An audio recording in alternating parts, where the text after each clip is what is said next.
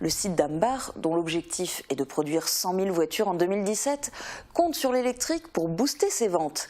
La chaîne de montage, qui a connu un rythme d'assemblage d'une voiture chaque minute 40, tourne actuellement à une cadence ralentie à 2 minutes 30.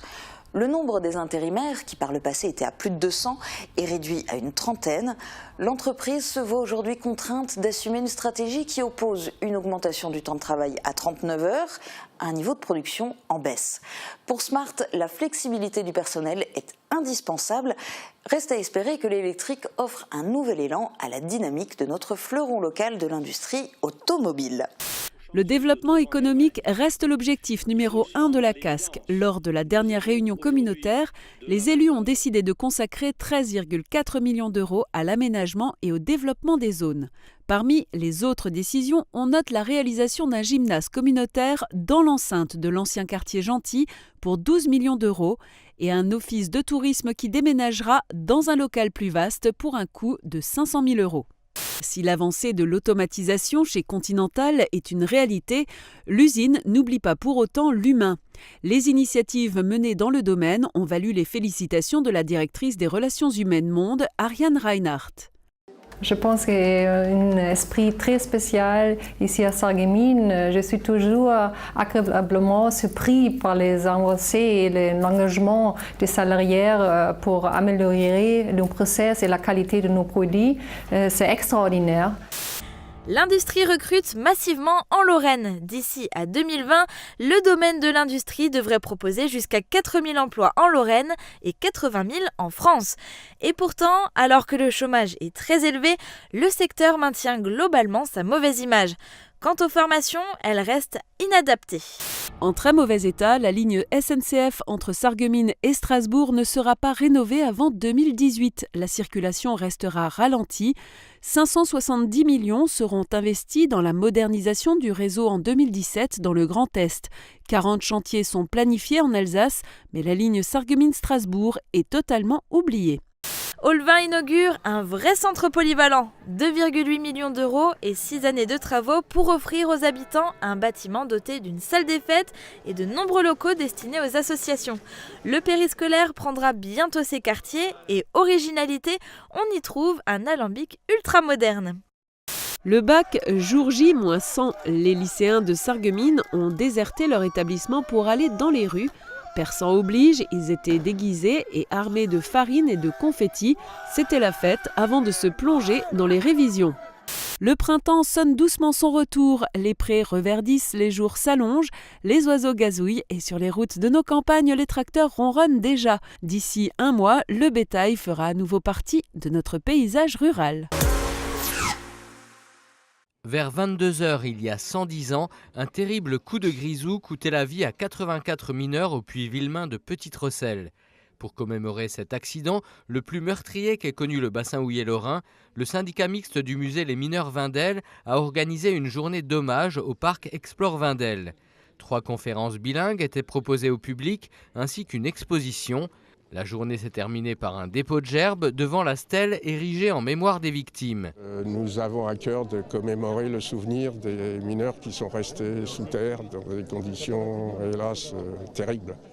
S'il constitue un premier pas, le pass Saint-Avold 30-40, lancé cette semaine par la SANEF, n'apaise pas la grogne des usagers d'une des autoroutes les plus chères de France. Il y a une injustice dans cette offre puisque cela concerne seulement les péages de Saint-Avold et malheureusement pas les autres. Moi je n'ai pas arrêté de suivre les traditions du prophète pour plaire à ces mécréants. Non mais tu peux la changer pour les éviter la prison par exemple. Je fais ce que je veux de mon corps toi, ok? Ça me rappelle une campagne contre le viol. Il est assez difficile parfois pour nous enseignants d'aborder justement les sujets d'actualité tels que la Syrie, les religions. C'est ce qui intéresse particulièrement les élèves. Donc en ayant entendu parler de la pièce Djihad, je les ai contactés et je leur ai demandé justement de venir jouer cette pièce en me disant que finalement passer par l'humour pour décanter pas mal de sujets, ça allait nous permettre de susciter la réflexion. C'est-à-dire qu'on n'est pas obligé de dépendre des Émirats arabes comme le diesel ou des choses comme ça. C'est-à-dire que le biométhane, on peut le produire dans nos territoires avec les paysans principalement et les déchets bio-organiques. Pour promouvoir sa nouvelle flotte de véhicules GNV, l'entreprise a invité de nombreux acteurs du secteur de toute la région Grand Est au CIDEM à Morsbach. Et ce n'est évidemment pas un hasard, car le CIDEM est un modèle concret en termes d'économie circulaire. Sa flotte de véhicules GNV est en effet alimentée par sa propre usine de méthanisation.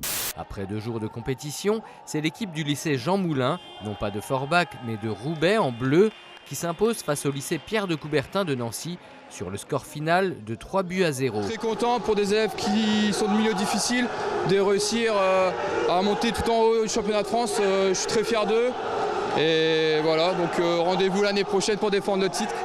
Textes et musiques d'auteurs connus s'associent aux berceuses et poèmes plus confidentiels, avec pour unique ambition inviter le public au voyage par le biais de la poésie, et cela fonctionne même sur les plus petits. Les 7 pauvres terres, les airs, je penserai à elles. Un peu, j'étais pas à la médiathèque, j'étais en Afrique alors. Et c'était très beau pour moi parce que j'ai jamais vécu quelque chose comme ça. Luminosité. Oh, chapeau, super. Ce mot-là, il vaut même 2 points. Ces progrès, il le doit en grande partie à un travail étalé sur plusieurs années. Avec Nicole, il a appris à être autonome et à travailler sur ses difficultés à l'école. L'objectif, qu'il reste dans le système scolaire classique. Le but de la scolarisation, bien sûr, c'est de les amener à une vie la plus normale qui soit, d'avoir des relations avec les copains, d'être invité à des anniversaires, de participer aux sorties scolaires, de poursuivre un cursus scolaire normal, de façon à parfois pouvoir passer un bac ou bien un CAP. Et bien sûr, le but final, c'est de pouvoir leur proposer une vie professionnelle par la suite. D'avoir accès au permis, de vivre en autonomie, etc. C'est ça le but et la fonction d'une scolarisation. Petit à petit, elle prend forme. Bientôt, Walchbronn aura enfin sa nouvelle salle culturelle. Il y a quelques mois encore, se tenait ici l'ancienne forge et la maison du forgeron. Ici, vous avez la salle. Donc une salle qui a une capacité d'accueillir 150 personnes assises pour les fêtes associatives, les fêtes de famille, les rencontres, les spectacles, les théâtres. Il y aura également là-bas, il y aura une scène pour pouvoir jouer au théâtre et créer de l'animation. Certains, trop proches de la scène, tombent dans le piège de ses protagonistes.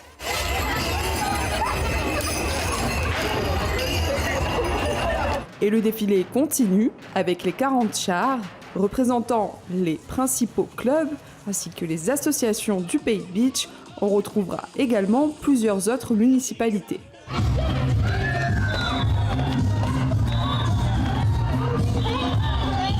On retrouve Josette, elle fait partie des anciens du salon. Elle a connu de meilleurs jours dans la vente des produits du terroir, toutefois, pas question d'abandonner. Et on tient encore à ce que les petits producteurs, les petits fermiers soient là sur des salons du terroir. Du nouveau pour les parrainages pour les présidentielles 2017. Enfin, pas tant que ça en fait, seuls 4 nouveaux maires se sont prononcés. L'opération séduction de Jean Lassalle porte décidément ses fruits, puisque 3 nouveaux maires le parrainent, Daniel Zins de Sirstal, Étienne Mégel de Leadership et Marie-Agnès Philippon, maire de Bouswiller. Marcel Vogel vient soutenir François Fillon. Et Jean Lassalle caracole en tête des parrainages dans le Beacherland avec 10 maires derrière lui. Arrive ensuite Nicolas Dupont-Aignan avec 4 soutiens, Jacques Cheminade et François Fillon sont parrainés par 2 élus chacun. La Cave de la Moselle et l'ASBH se sont associés pour mettre en place les premiers points numériques CAF dans le département, dans 2 centres sociaux, le Wiesberg à Forbach et la Chapelle à Frémin-Merlebach.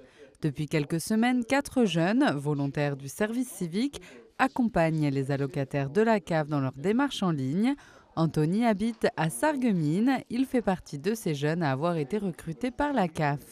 Mon rôle ici, c'est principalement l'accompagnement des personnes qui ont besoin des démarches par rapport au site de la CAF. tout ce qui est demande des ressources, du RSA, du logement. Tout ça, on va essayer de les aider pour faire en sorte qu'ils puissent être en mesure de faire tout ça de chez eux. Il y a un besoin particulier, par exemple, pour prime d'activité, quelque chose comme ça? Oui. Vous voulez faire une simulation ou directement une demande? Non, juste une demande. Une demande ou pas de simulation avant? Pour savoir, oui, bien. D'accord.